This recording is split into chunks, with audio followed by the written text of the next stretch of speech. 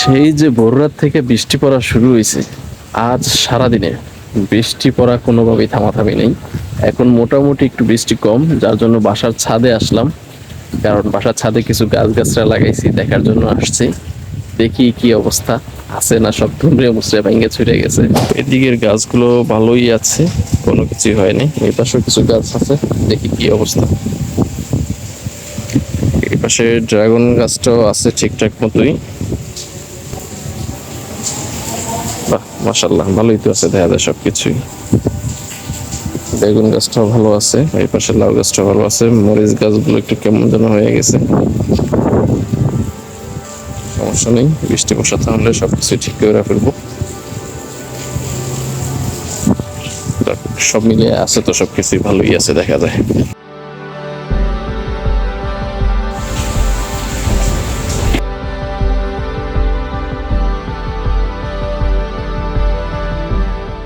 এই একদিনের একটানা বৃষ্টি বর্ষা পড়ায় আশপাশের যত খাল বিল পুকুর যা আছে সব বৃষ্টির পানি ভরে টইটুম্বুর হয়ে আছে।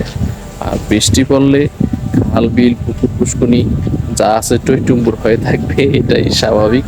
ঠিক তাই হয়েছে।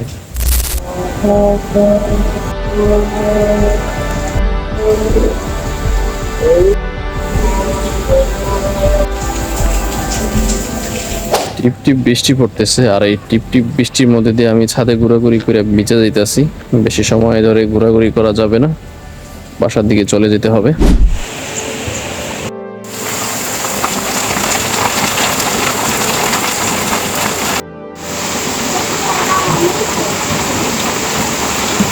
আজকের মতো এই মিনি ব্লগটা এখানেই শেষ।